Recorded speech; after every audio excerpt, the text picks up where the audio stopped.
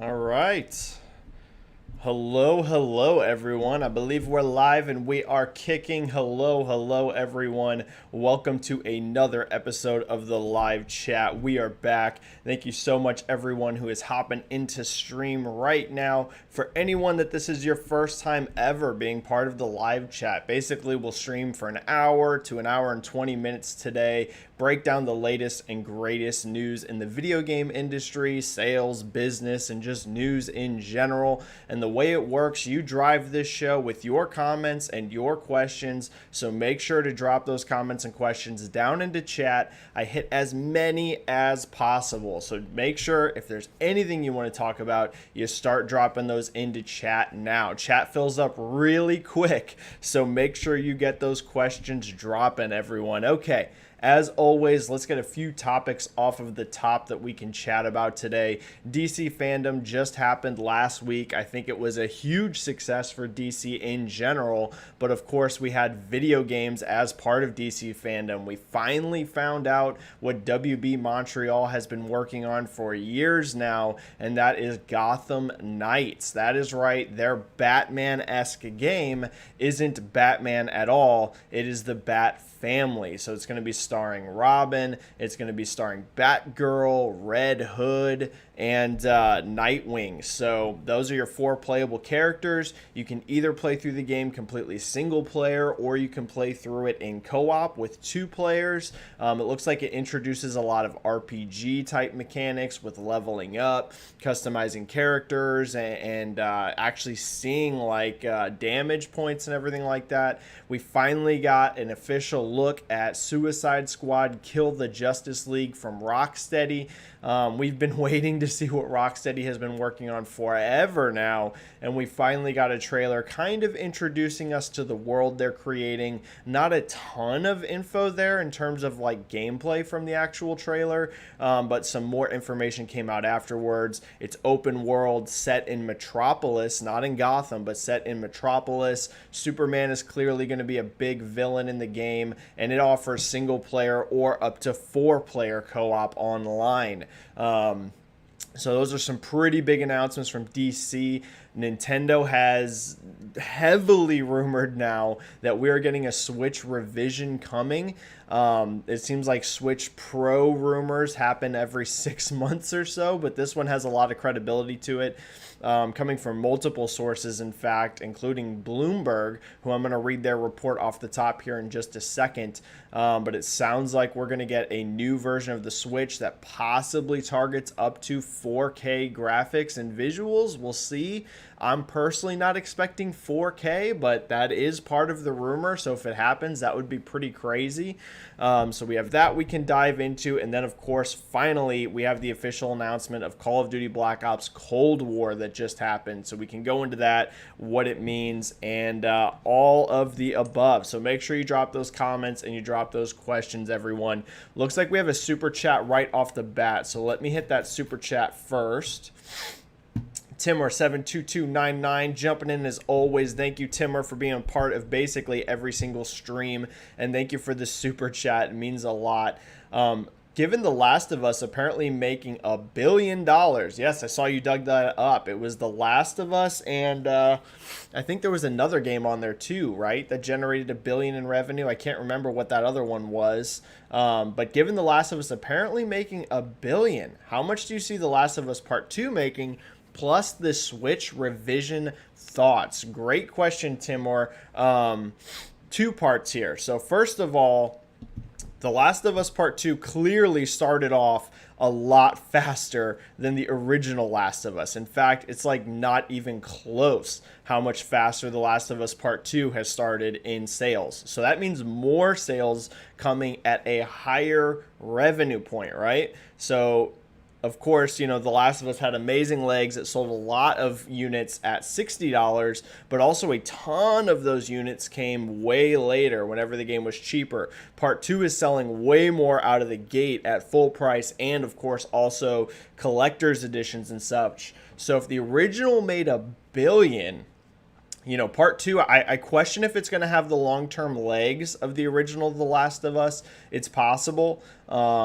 but I'm not 100% sure yet. I'm going to need to see a lot more data on that first, but let's think. I think it is going to generate more revenue for sure. I do think it's going to generate more, especially because of how many units it sold up front. So let's just take a guess here, Timur, and say 1.5 billion plus. I know that sounds like a big increase, 500 million more, but I think this game is going to sell a lot more units out of the gate up front than the original The Last of Us did. So that's just a guess. Who knows here? It could be less. I do think it'll make more though. Again, there's still room in there for how our leg's going to be. Is it going to hit 20 million units? Who knows? But I think it will sell enough up front to definitely be higher than the original The Last of Us. I would say it could definitely hit that 1.5 billion range. 2 billion seems tough. That's a big number. That would be doubling the original The Last of Us. I don't know about that. That seems a little optimistic to me, but I would say, yeah, 1.5 is doable for sure. I definitely think it's going to be over the original. And then plus the Switch revision thoughts. So let me really quick read the official rumor here from Bloomberg. I want to read that. So this came from two different sources, but I'm going to read the Bloomberg one. Not going to go through the entire article, but I do want to read the part that I think is the most important. And that is right here. They say the specifications of the new machine have yet to be finalized, though the Kyoto-based company has looked into including more computing power and 4K high-definition graphics. People briefed on the strategy told Bloomberg News. And then the second part of this that I believe is very important is the release of the upgraded Switch would be coupled with or followed by a slew of games from Nintendo itself and related outside studios. Those games would address a wide range of players, from casual gamers seeking small doses of escapism and basically saying to hardcore gamers. So I have a couple thoughts. First of all, 4K seems optimistic to me. Maybe that means video output, but I noticed they say 4K graphics. They don't say 4K video. That to me seems unlikely. You never know. Could happen. If it was to happen, clearly that would be only docked. That sort of thing is not going to happen portably. You're not going to have a 4K screen and 4K graphics. I don't think anyone's expecting that. But maybe there's a chance it could output at 4K on a docked mode, especially in maybe like indie sort of titles. I'd be shocked though if we saw like the Breath of the Wild sequel running at 4K. That seems kind of crazy to me for Nintendo. Obviously the tech is there now to run games in 4K, but Nintendo, at least since the Wii, has been pretty conservative in terms of like pushing the cutting edge hardware. So I'd be surprised if all of a sudden, this next revision is just getting 4K Breath of the Wild sequel. That would impress me. I'm not expecting that. But what I would like to see is like basically a nice enough upgrade that docked, everything's hitting 1080p, just straight across the board. Right now there are games that hit 1080p docked, but then there's also games that miss that resolution. I would like to at least hit a point where everything, basically, unless you're pushing something crazy, can be 1080p docked. I'd like to see where a handheld is just always 720p for the most part. Right now there are, again, some games that can hit that 720p resolution handheld, but a lot of games miss that. So that to me would be a good enough upgrade, Timur, for me personally. If we could get 1080p across the board, 720p across the board, I think it would be worth buying the revision. If it's better than that, then wow, that would be just, I feel like icing on the cake. But right now, I'm not going to go into it expecting 4K. I definitely think the rumor's real, though, now that we have two separate sources, and the Bloomberg one is pretty detailed.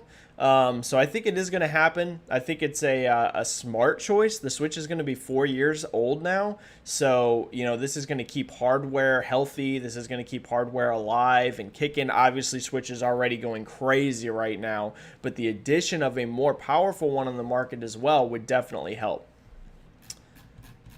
And then we also have a Split End 89 super chat. Thank you for being here, Split End. Thank you so much with the super chat saying, Benji, we get to play AWE this week. That is right, the Alan Wake expansion. Split End, as long as I've been waiting to see more Alan Wake, I'm actually a little bit torn right now on if I wait until next gen to play the AWE expansion or if I play it now. I don't know, Split End. I actually might wait and play it on the next gen consoles because I want to do a full control replay anyways. So I might wait, Split End. I know that's blasphemy, but I might wait. But I'm excited. Yes, so pumped. Okay, now let's get up to your free questions, everyone. Thank you for the 2 super chats off the top. Split End 89 also hitting with the first free question. I'm going to do 2 split ends in a row because I feel like this is an interesting comment. How about that Ryan tweet, from IGN? So anyone that missed this, Ryan basically tweeted that it was a mistake on his part to drink the quote cross-gen Kool-Aid that was out there. This is his quote. This is not me saying cross-gen Kool-Aid. I'm using his words. And basically saying that he's talked to enough people now that he sees that cross-gen development has held, games back is what he's implying. I can also say, and again, I'm no insider, so everyone don't run with this like crazy, but I have, as everyone knows, lots of followers from the video game industry. So of course I do talk to people too. I do not consider myself, though, an insider, to be clear. But the things that I have heard are basically similar, is that there are certain things that cross-gen development can definitely hold back, and that is particularly because of the new SSD technology and the big CPU jumps that we're seeing in the new consoles, right? Stuff like textures and geometry and things like this, you can scale pretty well across generations, but there's a lot of things now that you can do with ultra fast loading and also CPU, the big boost. I mean, it's a huge boost over the Jaguars that if you target next gen only, there are advantages you can get. So I agree with Ryan's take, basically, that, maybe the big, flagship AAA games that are meant to sell consoles, make those next gen exclusive. I am also on that train. Sony seems to be fully on that train because they haven't talked about really cross-gen anything. They're just basically talking about, in terms of first party, PlayStation 5 only. Now, I think it makes sense for certain third parties to still be cross-gen, right? Call of Duty should definitely be a cross-gen game. Sports games right now should definitely be cross-gen. Indie games should be cross-gen. So I'm not saying like, just no one should make cross-gen games. Just abandon those consoles instantly. Not saying that at all. But like the big flagship stuff, right? The Horizon sequel, Fable, games like this, I do believe they should be next gen only. And it seems like Microsoft thinks that as well. Phil Spencer came out and he did a lot of PR, and I like Phil Spencer. Very rarely will you see me ever talk bad about Phil Spencer. I actually really like Phil. I think he's a great leader. But he came out with basically a bunch of PR saying that, cross-gen this, cross-gen that, it's fine, everything's fine. But if you notice, during the Xbox showcase, a lot of those games appear to be next-gen only. You did not see Xbox One listed on much outside of Halo. Stuff like Fable and Forza and things like this looked like they're next-gen only. So I feel like it was more Phil kind of, assuaging the fears maybe in a way of people that are already bought into the Xbox One ecosystem. And, we know Microsoft's strategy has been xCloud and bringing everyone along and backwards compatibility. So it goes along with their messaging. But, yeah, to wrap up this whole tangent here, I do think it's smart. I think it's smart to make a lot of the big AAA games, especially after this holiday, like once you hit next holiday on, I think you really should be focusing on next gen. Forzathon saying, hey Benji, how was your birthday? Well, thank you so much for the shout out for my birthday. Just happened on the 23rd. My birthday was pretty lame. I went to work. I worked all night. On my birthday, I worked all night, and then I didn't get off of work until late at night. Came home, went to sleep, woke up, and then went back to work. So it was pretty bad, to be honest with you. Definitely not my best birthday by any means. But, I mean, it wasn't the end of the world. I just spent it working, basically. But thank you for the shout out. And then also Forzathon saying, also, what's your take on Gotham Knights mixed reception? So Forzathon, I don't like to always shout out about online bubbles, but I believe that is fully an online bubble. In fact, most of the reaction I'm seeing from the wider gaming audience is hype for Gotham Knights, actually. Like, it's getting a lot of trailer views, a lot of likes, and then kind of my perception of ultra casual is Facebook. Facebook is definitely my least favorite of the social media platforms that I use. I feel like Facebook is honestly mostly just a complete wasteland, but I still log in there because I have friends and family on there. And for me, one thing that, and again, this is super anecdotal, but I always notice, like, if something's getting a lot of attention on Facebook, because I don't have a whole lot of like hardcore gamer friends on there, it's more casual people. If I see something kind of blowing up on there, that's a sign to me like, wow, this is really hitting wider. Gotham Knights was getting posted all over my Facebook timeline. It got good views. I'll be honest, the mixed reception I think is an online bubble. I really don't think that's representative at all about how the game's going to sell and how it's going to be received overall. You know, I think it's actually, I love the Arkham games. I love them. They're like some of my favorite games, and I love me some Batman. But honestly, like, we had 4 Batman games. I think it's pretty cool that we're going to get something with Batgirl, with Robin, with Nightwing, with Red Hood, just like a different take. Don't get me wrong. Again, I love Batman. If this was a Batman only game, I would still be super hyped. But honestly, we had 4 of those games. I think it's fine to do something else. You know, we can always go back to Batman. It's not like, oh, Batman's just off the table forever now because we have Gotham Knights. We can always go back to Batman. I think it's going to sell huge, actually, as long as it's even decent. I'm seeing big buzz for it. Yeah, I think it's going to do really well. Ralph Muster here with a really nice comment. Hi, Benji. Just wanted to say that your insights are very appreciated and that there aren't 2 of you, 2 like you on the internet. Thanks for everything you provide us with. Well, thank you, Ralph. I do think that my content is a little bit different from your typical gaming channel. You know, I actually think that's one reason why my YouTube doesn't grow super fast. I hate to say it, but the barrier of entry for a lot of the stuff that we talk about is a little bit higher than what you see on a lot of YouTube channels. A lot of it is, and this isn't bashing people, I watch a ton of YouTube channels, but a lot of it's just like really basic, you know, game discussion. Here we talk a lot about sales and business and expectations and revenue. And these are the kinds of things that I think don't really hit broad with a really wide audience. So I am proud of the talks that we have here. I'm proud of the community. But I do think it is a little different than what you see from most YouTube channels. And I actually, if anything, I think that holds me back a little bit. If I did like a ton of reaction, I mean, my reaction videos to the Xbox and PlayStation conference got way more views than my average live chat, right? Like double or triple. So, you know, it's not quite the same stuff that your average gamer is interacting with, but I really enjoy doing them. So thank you, Ralph.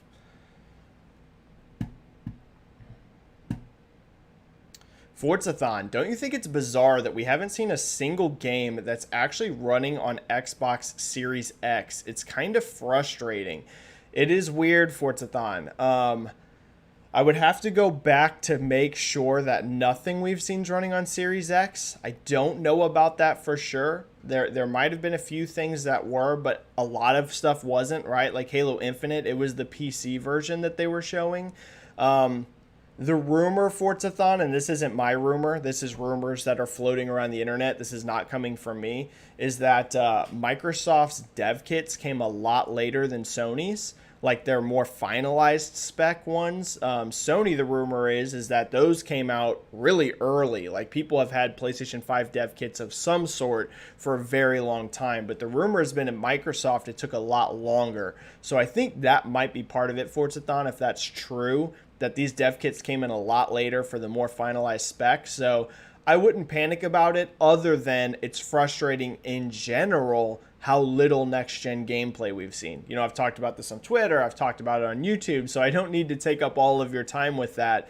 But I think it's frustrating in general that we're here in the end of August, about to be September, and you can count basically almost on 2 hands how much next-gen true gameplay we've seen. It has not been a lot, just a couple games. Most of it's been cinematic cuts of quote-quote gameplay, not direct feed gameplay. We've seen very little in general, and that's just frustrating across the board. We need to see more for consoles that are about to come out. Clearly, the pandemic had a big impact on that. So this isn't me like bashing developers or publishers. I understand it's a difficult situation, but it is frustrating on the consumer end to be knowing, hey, I'm about to spend $500-$600 possibly on these next gen consoles, and I've still not seen a whole lot of what they can actually do. So yeah, it is frustrating. Moist and Delicious saying that they came into the stream 2 hours early. Holy cow, Moist and Delicious. Thank you for the dedication. Thank you so much. Silence PP7. I think Gotham Knights looks great. Almost, I agree. I'm pumped for Gotham Knights. Almost Batman plus Assassin's Creed Odyssey. But what are your impressions of it and wish list? Kate Kane / Batwoman and Terry McGinnis / Batman Beyond. Oh, I mean, Silence PP7, Batman Beyond would be hype. Would be awesome DLC characters. Well, Silence PP7, right now, I will tell you that Batman Beyond anything, I would be in. I would be in on a Batman Beyond game, Batman Beyond DLC, whatever. Batman Beyond is so cool, and I feel like underutilized. You don't see a ton of stuff with Batman Beyond in it. So yeah, sign me up for some Terry McGinnis content. So that would be sweet. My impressions are, I think it looks great. Some people keep talking about it being like a games as a service, but to be honest, it doesn't look that way to me. I agree with your take. It looks more like an Assassin's Creed Odyssey. It has co-op, but it's only like a 2-player co-op. It's not like this big giant multiplayer, thing. I think the games as a service takes are actually a little off. I would say that Suicide Squad is probably going to be closer to a true games as a service. That has 4-player online, which is going to change the way the game is built a lot. Again, I'm excited for that as well. But if I had to guess which one of these is going to be more that games as a service, to me, Suicide Squad looks more like it. This looks more like an RPG-ish Batman with co-op elements. So I think it looks great. I'm very excited for Gotham Knights. Moist and Delicious, do you guys think the 2021 Switch will be console only? I sort of hope so because I don't really like handheld consoles. Moist and Delicious, as a guess, I don't think it's going to be handheld only. Specifically because like the main selling point of the Switch is that it can go portable. Like that's kind of the main thing for it. I'd be surprised if they do a home only console. I feel like that might get a little confusing if you have a home only console in this, a portable only console in the Lite, and then a regular Switch somewhere in the middle. That to me starts to be like a lot of different SKUs that have different capabilities. You never know. They could do this. But that to me might be a bit confusing for consumers, being like, because like right now you just have the Switch Lite, which is portable only, and then you have the regular Switch, which is both. And that's fairly easy to explain. It's just like, hey, this one's portable only. Once you throw in another one where it's like, this is portable only. Hey, this one does both. Hey, this one's console only. It could get a little confusing. At that point, you are introducing quite a bit. And consumers aren't as dumb or stupid as sometimes people like to paint them as, but it is true, a lot of people that casually buy consoles as gifts and things like that, where that could get a little bit on the confusing side. And I also feel like one of the main draws of the Switch is its portability. So I'm not going to say it's impossible, but my guess, Moist and Delicious, is this next revision will still be portable and hooking up to your TV. I'm guessing that they might just raise the price. Right now, the regular Switch is $299. I don't think that's really going to go down because of how much the Switch is selling right now, but maybe this next revision is $399. I could see that. I could definitely see that. We have a super chat here. Let me hit this super chat really quick. Thank you so much for the super chat, by the way. Coming from Vertical21. With the hype of Fall Guys, do you think we could see others copy the mini-game style like what happened with Battle Royale? Would love to see Saints Row do something with Professor Genki. Either battle royale or mini game style. You know what, Vertical 21? I could see more people exploring this space. Fall Guys has really shown, it has that draw that the normal battle royale games give you of being like super tense. One person's gonna win this all, or if you go in with a team, like just your group's gonna win. That is a different type of feeling than a standard team deathmatch or something where your team's gonna win. This is more like the pressure in the final round, but it also gives you something where it's not a shooter. A lot of battle royale games, almost all of them, are shooter related. So I could see this actually, Vertical 21. I don't think that's crazy. We have seen it before with like Tetris 99. Other games kind of go into this space. But yeah, I would say with the success of Fall Guys, I think it might open up some people's eyes that, hey, there are ways to do battle royale type games without shooting mechanics to kind of differentiate. So I could see it. Yeah, I could see it, Vertical 21. I wouldn't say it's a lock by any means, but I do think it's one of those games that's such a breakout that it will open some people's eyes. I definitely think it's one of those types of breakouts, because Fall Guys is just gigantic. I mean, it's crazy how well that game's done. You don't do those kinds of numbers and then the industry just ignore it. There's going to be some people that are inspired by this. So I think so, yeah. I think that's very fair, Vertical 21, to think that could happen. Let me grab a drink really quick, y'all.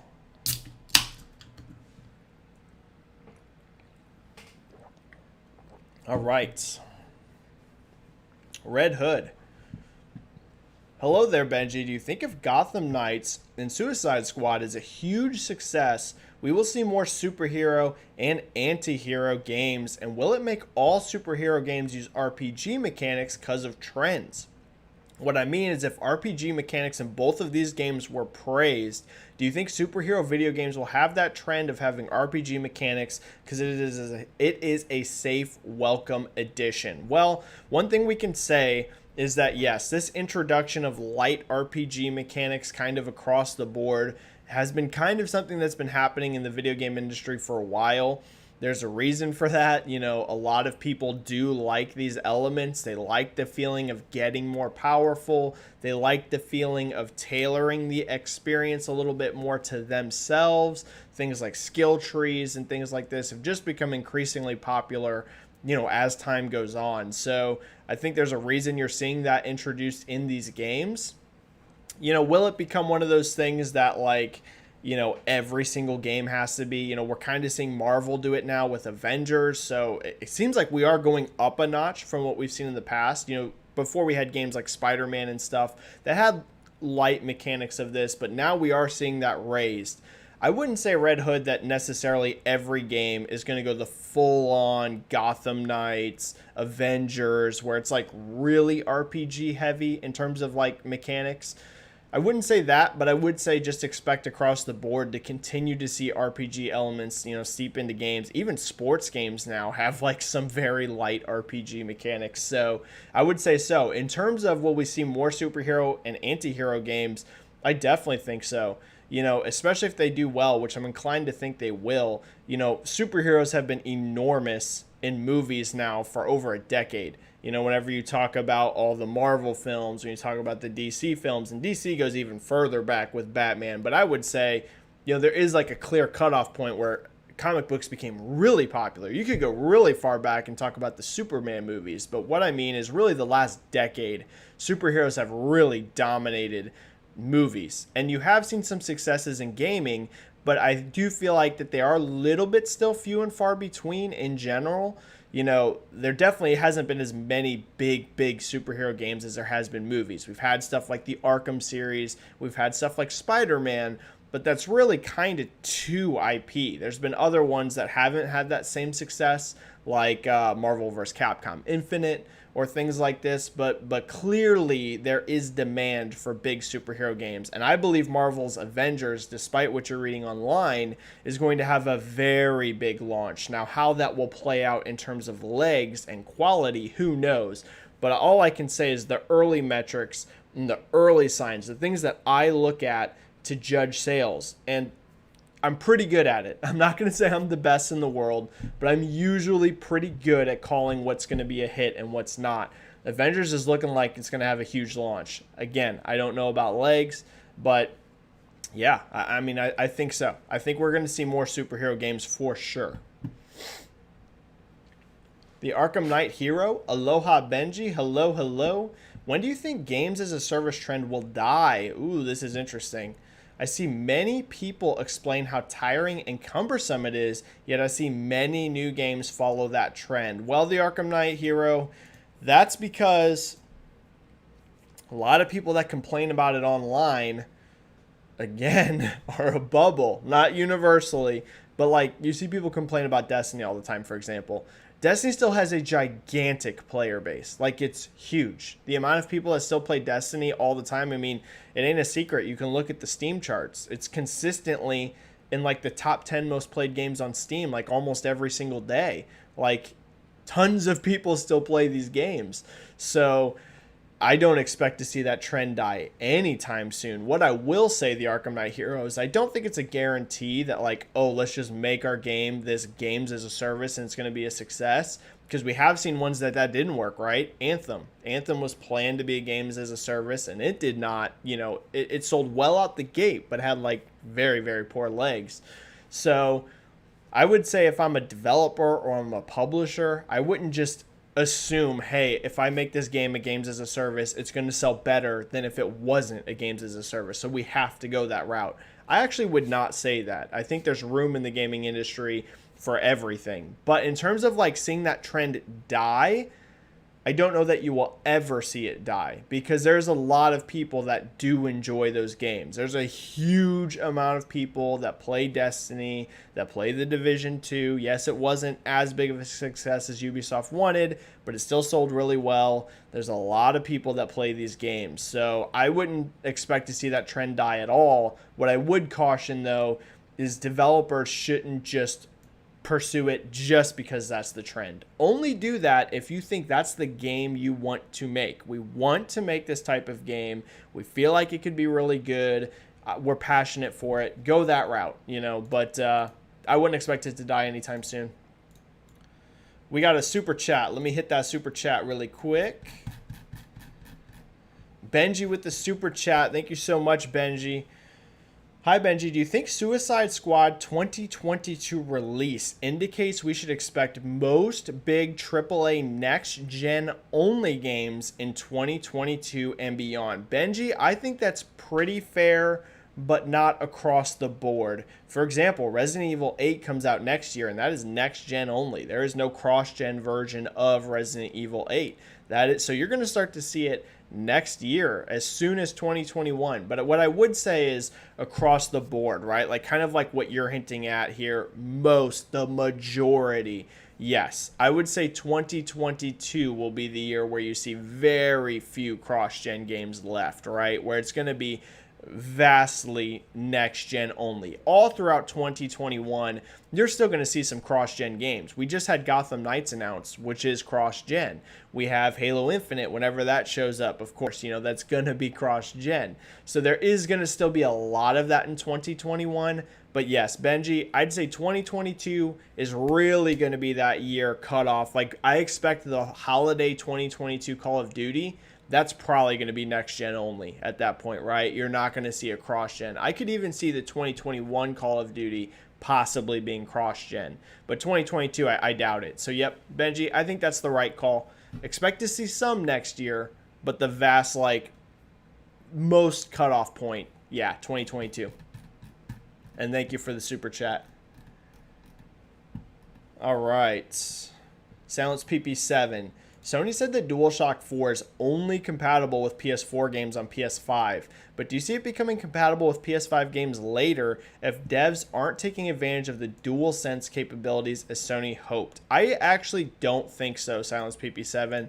I've seen a lot of people upset about this, that the PS5 doesn't work with PS4 controllers besides when you're playing like PS4 games, and I'll just be honest, it's not something that really occurred to me. I don't really care because the PS5's coming with a controller anyways, and I get it. A lot of people want to play split screen. A lot of people want a backup controller. They already own DualShock 4s. Why do I have to buy a DualSense? But the DualSense is like quite different enough than the DualShock that I don't think it's that weird. The Xbox controller, for example, is very similar to the Xbox One controller. There are some changes, but they are very similar, whereas the DualSense is quite a bit different. So, yeah, it's just not something that bothers me personally. So, and I don't like to look at myself personally as an extrapolation of the market. But what I mean is, I don't think you're going to see Sony go back on this. No, I think PS5 games, you will have to use the DualSense, and that's it. I think that's the end of story on that one. Never know. Could be wrong, but I don't think so. I think that it's going to be DualSense only for PS5. Kieran Buckley with a fun question here. Hi, Benji. What video games are you a huge fan of but feel it is underrated? Well, the easy one for me here right off the bat, anyone that knows me probably already knows what I'm going to say. Alan Wake. I love Alan Wake. Love it, love it, love it, love it. I think it's super underrated. I adore that game. So I'm going to put Alan Wake right up there near the top for underrated games that I really, really love. I don't know if this is considered underrated or not, but I don't see like a ton of discussion on it online in general. I would say the Life is Strange games, especially, I'll be honest, Life is Strange 2 just didn't do it for me the way that Before the Storm and the original Life is Strange did, but I love those games. Life is Strange and Life is Strange Before the Storm, man, they hit me emotionally. I loved the characters. I loved the kind of coming of age storyline. I thought it was kind of story we don't really see often in games. So again, I don't know if that's considered underrated because a lot of people do like those games, but it's not like some big giant AAA. You see it talked about everywhere. So I'm going to put the Life is Strange series up there. What's a few others? I'd say Death Stranding. I feel like that game was underrated last year. I loved that game. It's super weird, and I definitely understand why people wouldn't like Death Stranding, but I loved it. I mean, it was my second favorite game last year. Number one for me was Control, and number two is Death Stranding. So it's bizarre. It's a weird one. A lot of people didn't like that game, but I kind of consider it underrated. I liked it a lot. And let's think, what's one other one? Let's go a little bit lower. Something that's like a 70s Metacritic. You know, not something that's 80 plus. 80 plus is pretty solid reviews. Trying to think here. I don't know. You know, I'd have to come back to that. I'd have to come back. I'm sure there's a few more that I really loved that I feel are underrated. But that's a couple off the top of my head. We have a super chat. Let me hit the super chat.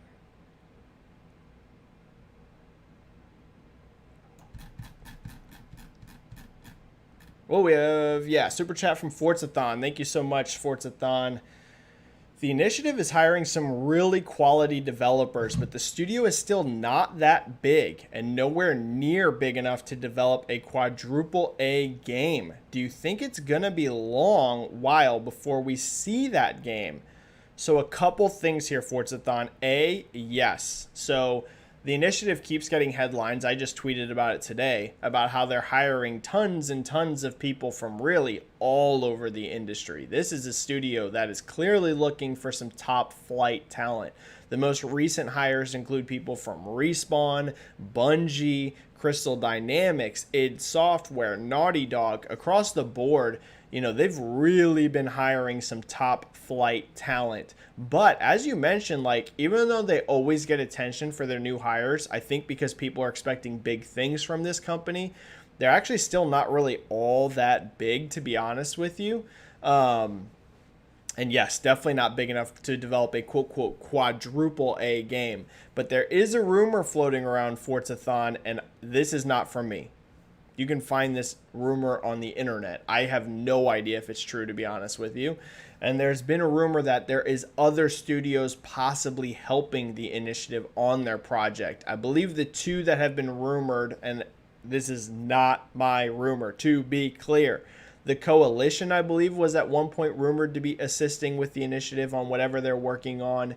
And I can't remember the other one. I thought someone else was at one point too. I know the Coalition was one. And And it could even be someone else. I think there was a rumor that somebody else is helping the initiative or has helped the initiative as well. So if that sort of thing's going on, the initiative is developing part of it with assistance from another studio, well, that would help a lot. So at that point, I would say it might not be that long before you see this game. But if it is truly just them, I think this game is definitely 2022 or later. Yeah, I would not expect this game for quite a while. 2022 at the earliest, considering we haven't even had it announced yet. And Microsoft clearly announced some very far off games in their showcase, right? Very few of those games even had a year attached to them, let alone a release date. Very few had even the year. So the initiative must be pretty far away. I would not expect them before 2022, possibly 2023. All right.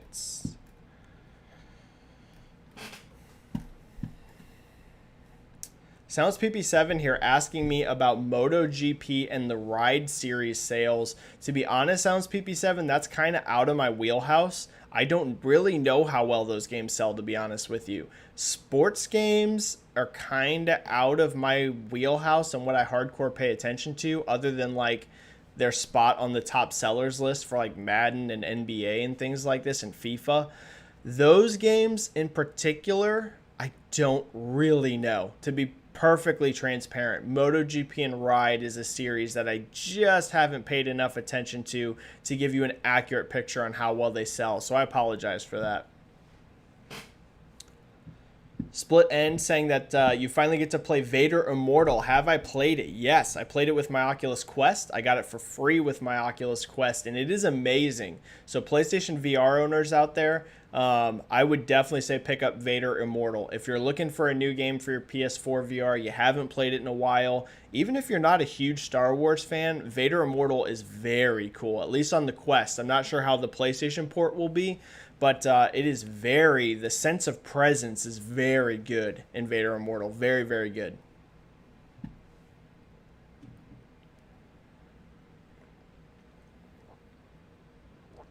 Oh, Costas. So asking me about the Switch Pro model specs, like what I think about it, I think I already answered that. But you're also saying, do I have your question from the last live chat saved? I don't, Costas. Completely slipped my mind. Drop that question on the very bottom of chat right now, and I'm going to hit your question. So right now, Costas, drop that on the very bottom of chat. I want to hit that question. So Costas had one last week, really wanted me to answer, and I completely missed it. And I didn't get to any of Costas's questions last week, so I feel bad about that. So drop that question on the bottom of chat, and I will get to it. It's going to be the next question after this one. I'm going to answer one, and then I'm going to answer that one. This is an interesting one and totally different. Zora Field, this might sound a bit out there, but why don't you think we have a theme park for games like Disneyland?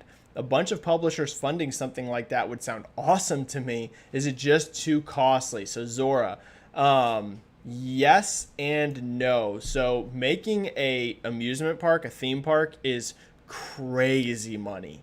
We're talking crazy money to make theme parks, like a big, real theme park. Like you said, like on the scale of like a Disneyland, we're talking crazy, crazy, crazy, crazy money. So yes, that is honestly the main barrier, is it's a huge risk. And how many IP could you put in there that would really attract a wide range of people? Now here's the good news, Zora Field. Nintendo is going down this route. You are seeing more Nintendo stuff pop up in theme parks. So you are going to get to start to see some, particularly from Nintendo. But outside of that, you know, there's not a whole lot of IP that you could use that would really attract a wide audience. Because the thing is, with a theme park, you need to be able to attract kids as well, right? Not just adults. Whenever you have like a Disney park, it has all those Disney IPs. You have Marvel, you know, parts of parks where there's those Marvel characters that appeal to all ages. A lot of the biggest gaming IP are like M-rated games. You couldn't have a Grand Theft Auto park. I mean, you could, but it'd be weird. You couldn't really do Call of Duty. You couldn't really do a lot of these. Now, there's a few, though, that you could do, namely Nintendo, like I mentioned. Minecraft would absolutely be a massive hit. But again, like you're saying here, you have different owners, right? Microsoft owns Minecraft, Nintendo owns their IP. So it's a little bit more of a challenge because you would have to have these parks and these companies that have the very few IP that you could use well in a theme park to agree to it. We're talking billions in investment. So yeah, that really sums it up. It would be awesome, Zorafield. If we had like a true Disneyland of video games, I would be all in day one. But it would just be very complicated to pull off. All right, I'm going to see if Costas dropped that question now that I missed. Or Costas. He has not, or they have not. But we do have a super chat. So let me hit this super chat. Ralph Musser with just a kind comment on the super chat saying some love never hurts. Thank you so much, Ralph. So much. Love definitely never hurts, right? We need more love in the world. So thank you so much. Thank you for the super chat. It means the world to me. Oh, here's the Costas question. Here we go from last week. It was a good one. That's why I wanted to make sure I hit this. GT7, Gran Turismo 7 trailer is outpacing GT Sports trailer by 400%. That's insane. And it's outpacing Horizon Zero Dawn and Uncharted reveals as well.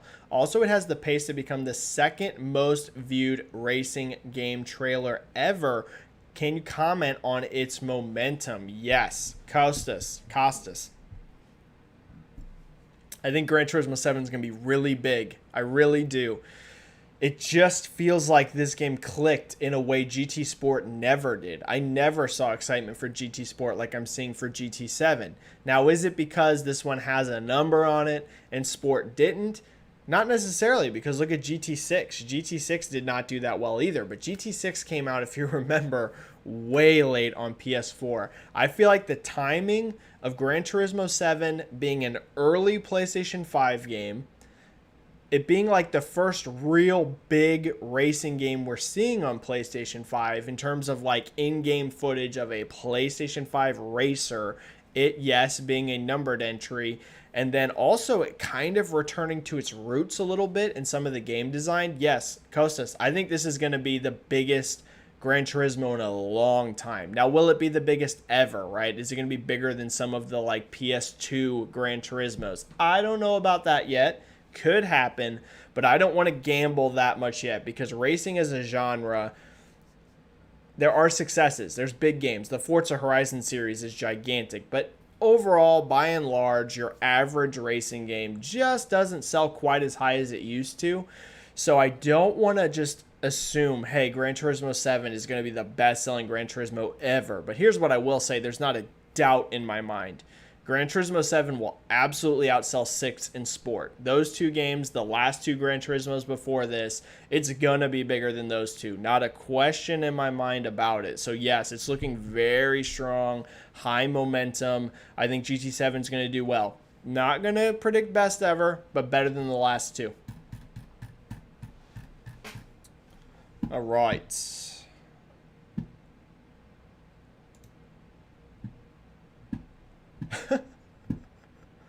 Unknown with a interesting and funny question here that I don't actually understand. I don't even know if I should read it, but it just sounds funny. So I'm going to read it. Yo, Benji-Sales, do you think other companies will try and break into the woke market without being woke like Nintendo did with Animal Crossing? I have no idea what you mean. But if you mean like family friendly, I'd hope so. But I honestly don't get what you're asking there. I'm sorry, unknown.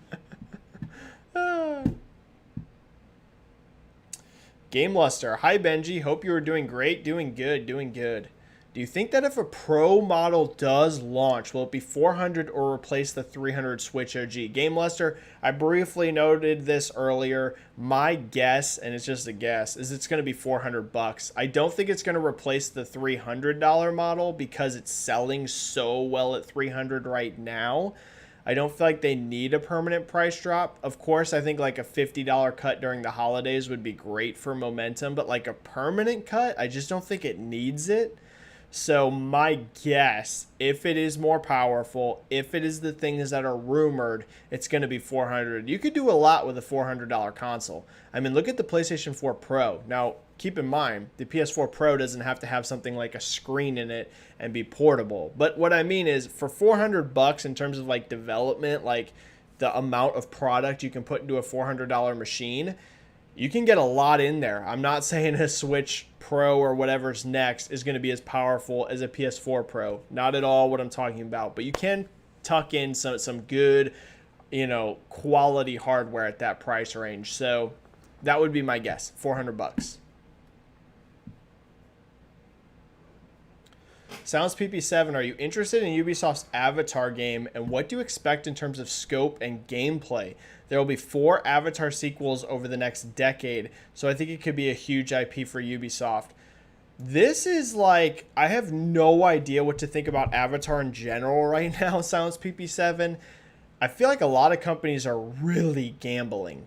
Like, the fact that they shot so many Avatar sequels at once with such a huge budget. The original was gigantic. We have no idea how big the sequels will be because it's been a long time since the original Avatar.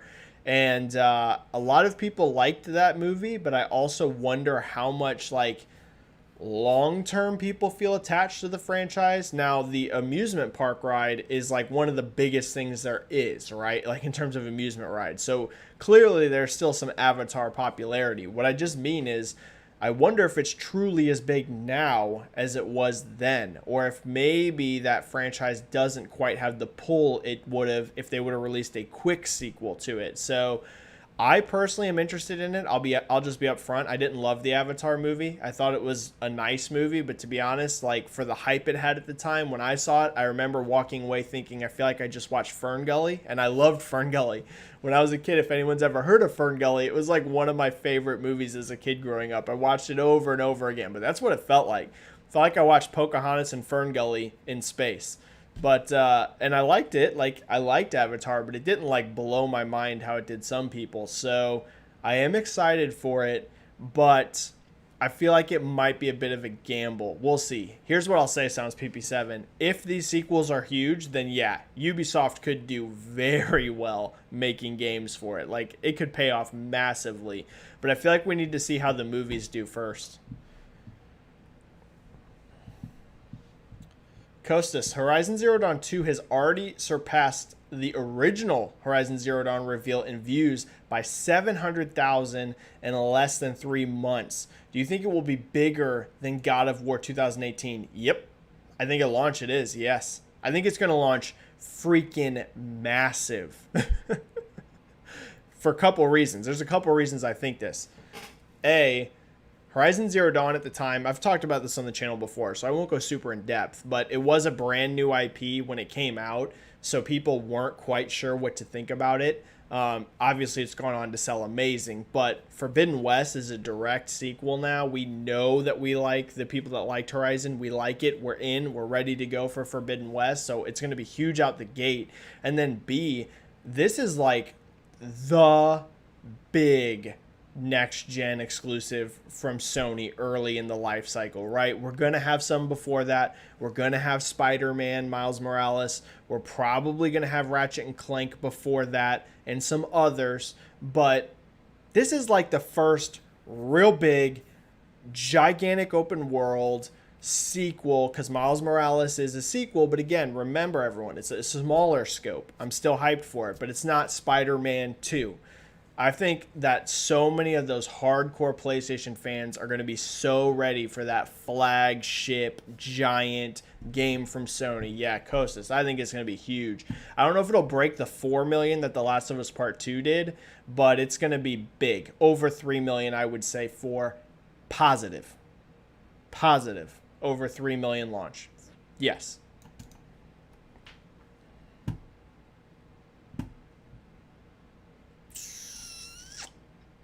Splendid asking about, I believe, on opening night live. Any chance Sony has more to talk about, and besides Ratchet and Clank announcement, is there to draw fans in? So in case somebody missed it, we are going to see a longer uncut gameplay demo of Ratchet and Clank Rift Apart at Gamescom. Now, it sounds like it's going to be mostly the same demo that we saw before, but that demo was a lot shorter. It was cut up. This is going to be like a longer, full look at it.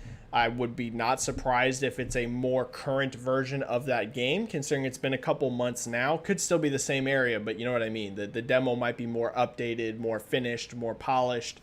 They could have more to talk about their Splatoon 89, but I'm gonna guess no, outside of maybe I could see like one other trailer there from Sony. I don't think it's gonna be like a big showcase, like all of a sudden Sony's gonna show like 5 games at opening night live. But you could see one other. I wouldn't be shocked to see one other trailer there. It's possible. And then Diego with actually a follow-up question to Split Ends. It's very similar. Do you think there's any chance of Spider-Man Miles Morales making an appearance of some kind at opening night live? Diego, it's possible, but my prediction is no, and that's for a specific reason. We are about to hit the 2-year anniversary of Spider-Man PlayStation 4. Like, we're about there. It's going to happen in early September. My guess, Diego, is they're going to time the Miles Morales update right with the 2-year anniversary of Spider-Man. That's going to be my guess. My guess is going to be like a new trailer and a blog post together right around the 2-year anniversary of Spider-Man, because we're so close right now. Like, we're very close. That could be a completely wrong, guess, but it would make sense to me timing wise. It could be a way to celebrate Spider-Man's 2-year anniversary, maybe talk about a sales update, and then also be like, hey, here's some more additional info and look at Miles Morales. That's my guess, but it could be at opening night live.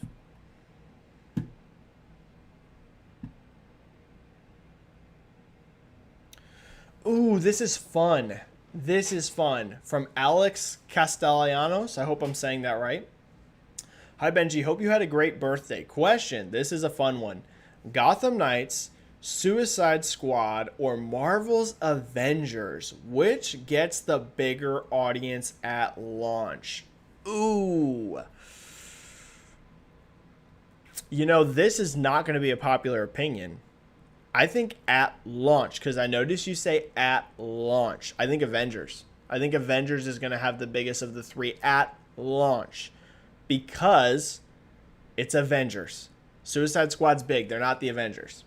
Yes, it's Rocksteady, but that speaks more to the hardcore audience than it speaks to the, broad audience. To be honest with you, most people that have played every Arkham game, they're not going to really think about, hey, Rocksteady is making Suicide Squad. I mean, us hardcores are going to. Us that watch it. I'm talking about your casual person that casually played Arkham Knight or something like that. A lot of people don't even know what developers develop the games they play. I'm being completely honest with you. A lot of people don't know. Yes, it says the name whenever the booting screen loads up. A lot of people don't really even pay that much attention to it. So I'm going to guess launch day Avengers is the biggest of those. However, I don't know that Avengers is going to have the highest sales of those 3 long term, because I'm still unsure how good Avengers is actually going to be. I hope it's really good. I am really, really hoping it's good, because I love comic books.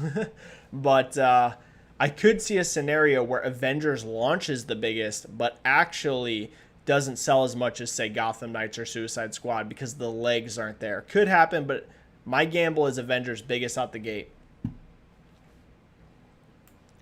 Kostas, can Ratchet and Clank PS5 Rift Apart outsell Spyro? Yes. I think it's going to be the second best-selling game ever for Insomniac. Yep. I think it's going to be number 2 behind Spider-Man. Number 1, Spider-Man. Number 2, Ratchet and Clank PS5 Rift Apart. Yep.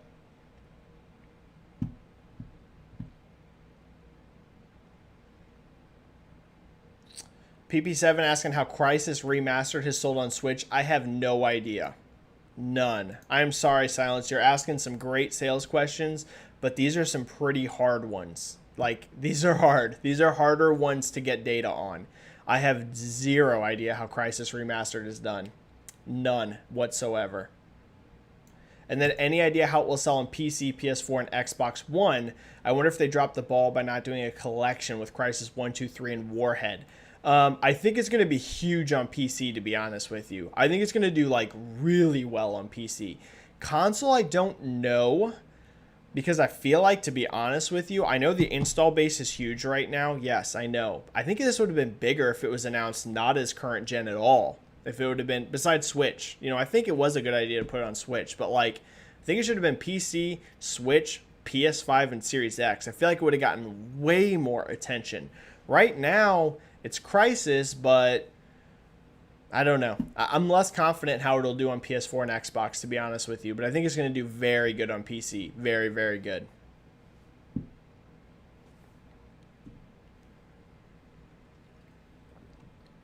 All right, we've been going for an hour, y'all. I'm going to go for about 15 more minutes. Thanks, everyone who's shown up to the chat today. Thank you so much. Thank you so much. I'm going to go for about 15 minutes, and then we'll call it a chat. But I can still hit several more. Jack Sizemore, what do you think is going on with the initiative? Do you think that they're working on a new Perfect Dark remake, or do you think they're working on something bigger? I don't know, Jack. I thought they were making a new IP, because that seemed to be heavily what they were hinting at when they first started. But now there's been all these rumors about a Perfect Dark game from them. I don't know. I don't know if those Perfect Dark rumors are just that, just unsubstantiated rumors. You would be shocked. I mean, I'm sure you guys know because you see headlines, but like how many fake rumors get posted around? I used to be, so anyone that's followed me for a really long time, most of the new people probably don't know this because I make it very clear I'm not an insider. I mean, I'll just be frank. I literally talk to people in the gaming industry every single day. So am I an insider to some degree, but I don't consider myself like a Jeff Grubb or one of these guys that's finding the best info in the world out there. But when I first started, I was trying to do more of that. I was like, yeah, I want to find out, all the unannounced games. I thought it was really exciting. It is staggering how many fake rumors get posted around. I mean, insane. That's why I don't even do it anymore. Like, right now, I mean, I'll talk to developers, I'll talk to people in the industry, but I'm not out there searching for rumors because even from very reliable people behind the scenes, fake stuff gets shared constantly. So I got out of that game. I'm not interested in being a super insider and trying to figure out what's actually real and what's actually not. I have no interest in that anymore. So I have no idea if that Perfect Dark rumor is real or not. Could be completely fake, but it would be cool. But if I had to make a choice, I'd rather hear a new IP. I'd rather see a brand new IP personally than see a Perfect Dark sequel, but I also don't have the attachment to Perfect Dark that some people do. So either way, I'm in as long as it looks good. Like, I'm interested either way, but I'd be more interested, I think, in a new IP.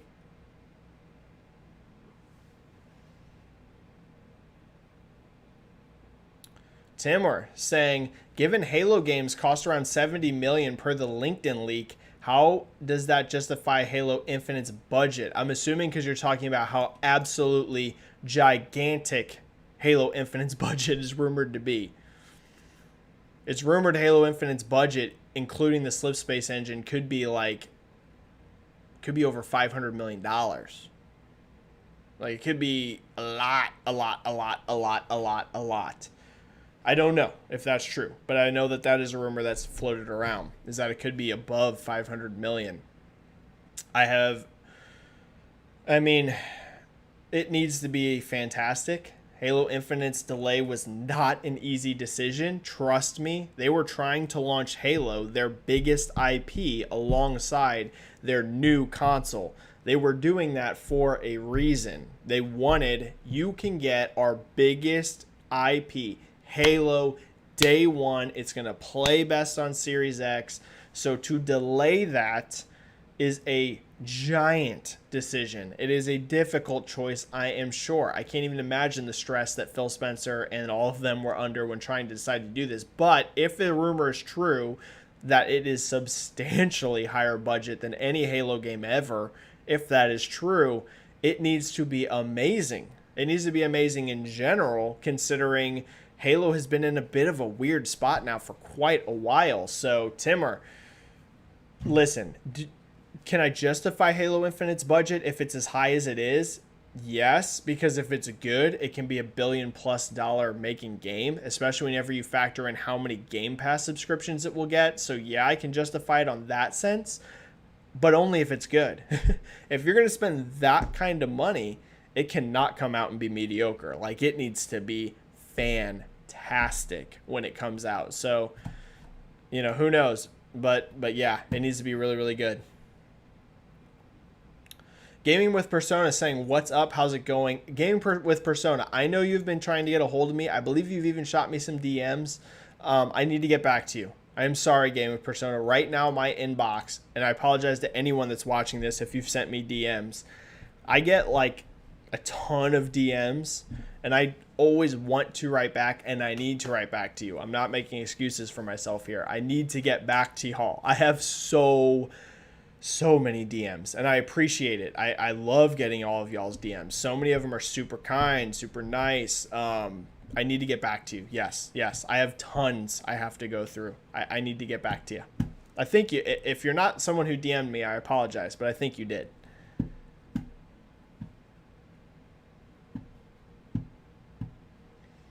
Ooh, Jack Sizemore, do you think that Microsoft Flight Simulator would be strong enough to be an Xbox Series launch title? Yes, I think that is a game that actually could do very well at launch on Series X. I just don't know if it's going to be ready or not. Yes, the PC version's out, right? PC version's out right now.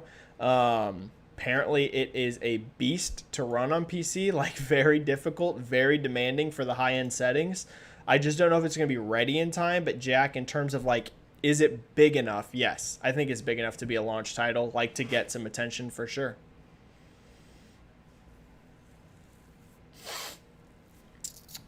Danger Man. Hi, Benji. With the news of the new Switch Pro, I'm uncomfortable we have another contender trying to rush to 4K. I'd prefer for a 2023 Switch 2 targeting Lockhart specs at 1080p undocked. Yeah, I think that going full 4K is completely overrated nowadays, to be honest with you, considering how good things like checkerboard and restructuring and stuff techniques have become. I think true 4K is honestly somewhat a waste of resources. I think you could really spend those resources better on things like better textures, better geometry, whatever, whatever. I mean, literally almost anything. I think targeting 1440p or a little bit higher and then just checkerboard restructuring or DLSS or whatever to get to a more pristine image quality is a way better way of handling things than just brute forcing 4K. That takes so many resources. So, I mean, Danger Man, I would agree. But I don't know if that rumor's true. Who knows? But yes, I think full 4K is almost pointless nowadays. And I have a very good 4K TV, and some games like The Last of Us Part 2, I literally could not tell that game was not native 4K. Could not tell at all. And I have a 65-inch 4K TV. It's not like some people's like 80-inch, but it's a 65-inch 4K TV, not that far from me. And I couldn't tell The Last of Us Part 2 wasn't native 4K, because they've done so good now, with really good anti-aliasing and stuff of hiding jaggies. Like, it's not the same as it used to be. They've done a very good job of making images look pristine that didn't used to be the case. All right, let me scroll to the bottom really quick and hit a couple questions from the bottom of the chat before we leave, because we've been going now. We're going to go for, 10 minutes or less. So I want to get a few questions from people that came in late to the chat.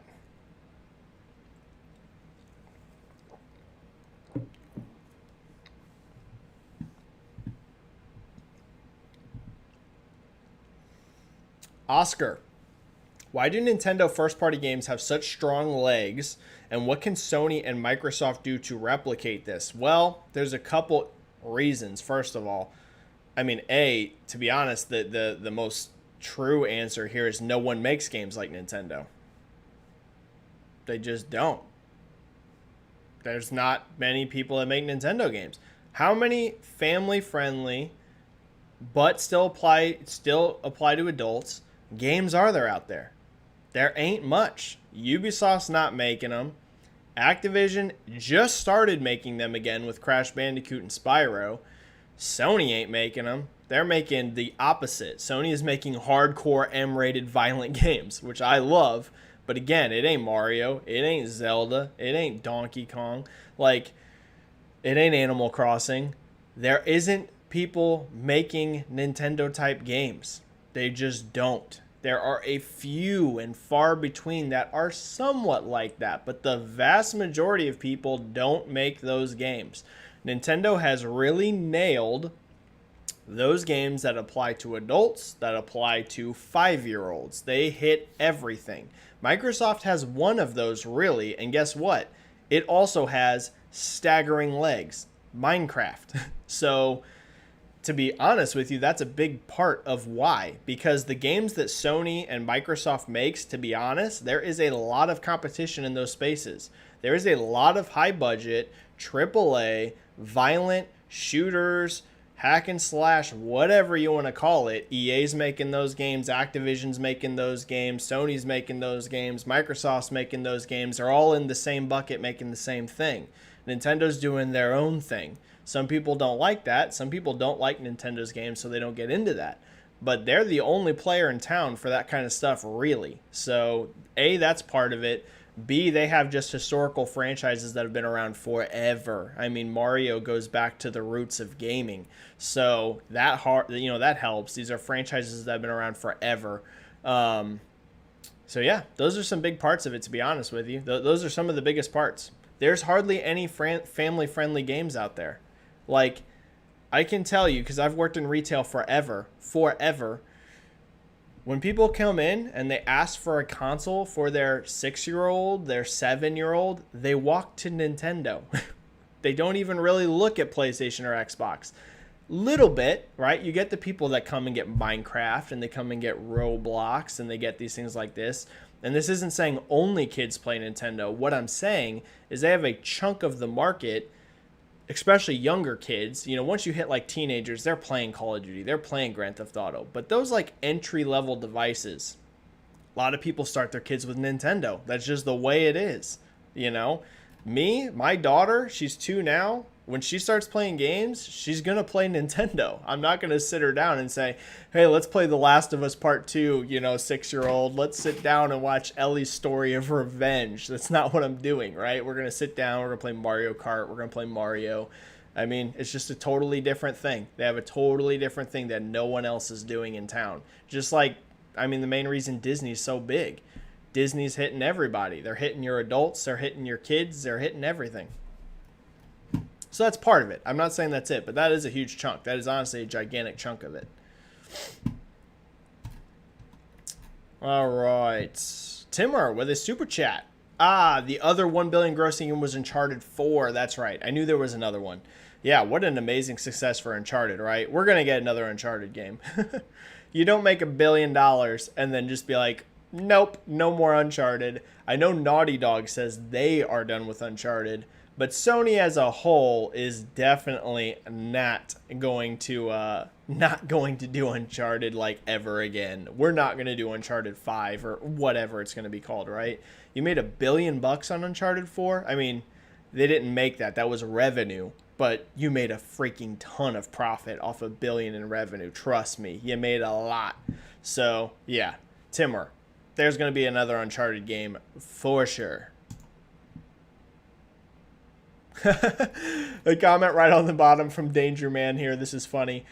Saying, congrats, Benji, on getting your kid to be introduced with games with Nintendo rather than free-to-play mobile crap. Yeah, she ain't going to start on mobile games.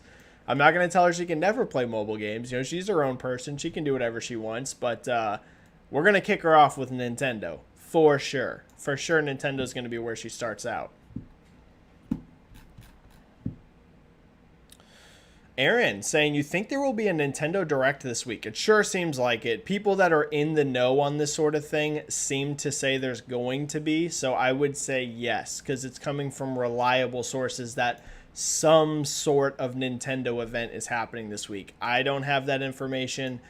Like I said, I'm not out there actively seeking this kind of thing. It does seem like it. It does seem like there's going to be. Casual Noob Gamer here with a follow-up question similar to the one we had earlier. Earlier we had which is going to be the best selling of these three, but Casual Noob is asking an interesting one. Gotham Knights, Suicide Squad, or Avengers, which do you want to play the most, Benji? For me, it's Gotham Knights. Out of those three, the one that I'm most excited to play is Gotham Knights. Avengers, I played the beta. Anyone that saw my last live chat, I scored it like around a 7.5 out of 10. I enjoyed it. I thought there was some issues, but I also didn't think it was terrible like some people are saying. Like, I'm definitely interested. I'm probably going to buy Avengers Day 1 because there's not a lot else coming out right around the same time. It's that and Tony Hawk. I'm probably going to get them both, to be honest. But I'm excited to play Avengers, but I thought Gotham Knights looked really good. I thought it looked really good. Suicide Squad, I just haven't seen enough. You know, Suicide Squad, I'm sure is going to be awesome, but we've seen hardly anything. That game is 2022. We didn't see gameplay. It's so far away. It's hard for me to get like ultra excited for that one. So out of those three, I'm going to say Gotham Knights because it's not too far away. It's 2021. And considering we saw gameplay, I don't think that's a holiday 2021 title. It's probably like spring or summer or something like that. Because they released like 8 minutes. Like, it was a lot of gameplay. So I don't think that game is that far away. So I'm going to say Gotham Knights. Mac Roberts, do you think Breath of the Wild 2 could launch with the Switch Pro? Yes. If that is true, if it is true that a Switch Pro is coming, this is assuming Switch Pro is real, do I think that Breath of the Wild 2 will launch with it? Yep. I think that's exactly the game that's going to launch with it, actually. I think that is the game that will launch alongside it. All right, we're going to hit just a couple more, like 2 or 3 more. Benji asking if I could pick just one, Guns N' Roses or Metallica. Benji, for me, this is an easy answer. Metallica. For me, I mean, I am a metal head. When we talk, I listen to metal. Like the stuff I'm listening to right now, like the stuff in my rotation currently, right now, I'm listening to Spirit Box.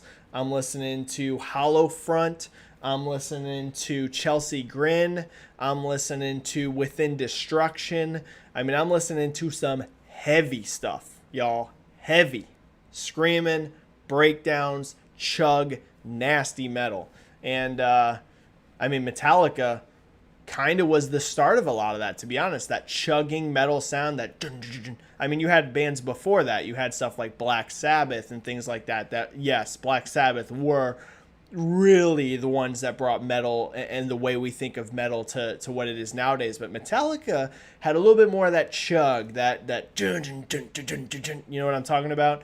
And, yeah, for me, it's not even close. Not even close. I don't, like, hate Guns N' Roses, but for me, it's Metallica, baby. Metallica out of those two, and it ain't close. All right. Are we done? Are we done? Let me pick out one more. One more question, and then we're going to go out of here, y'all. Oh, Timur actually had a super chat. So Timur is going to get the very last one, everyone.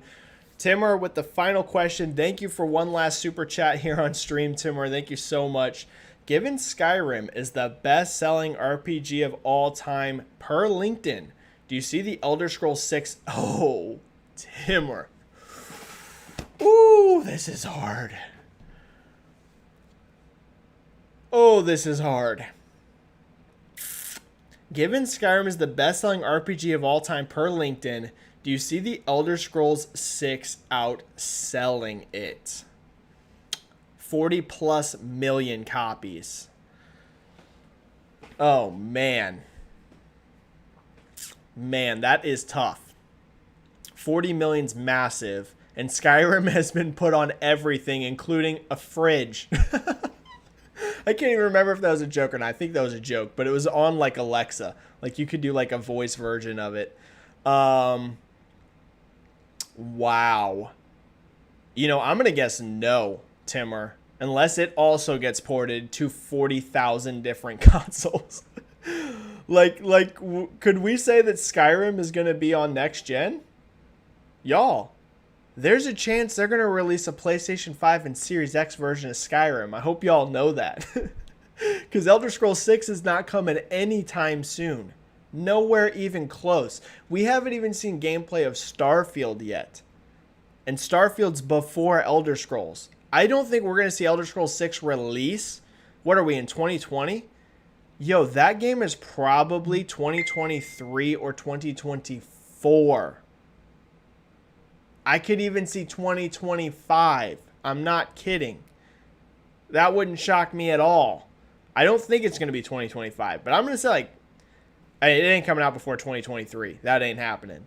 So don't be surprised if you see Skyrim on PlayStation 5 and Series X to fill in that gap before we get Elder Scrolls, because we still don't even have Starfield.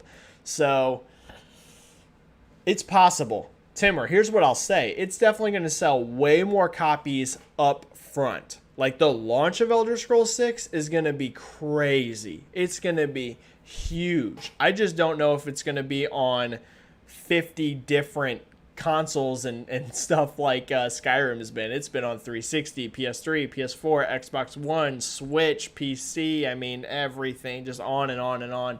I don't know.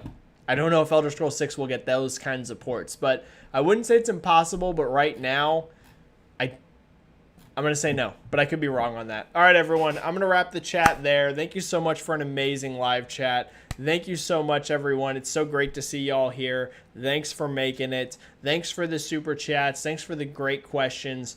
Right now, I'm debating doing a second live chat on Friday. This is not a promise. This is not a guarantee, but considering we have opening night live on Thursday, if it's a really big show, we might show up on Friday and do a live chat then.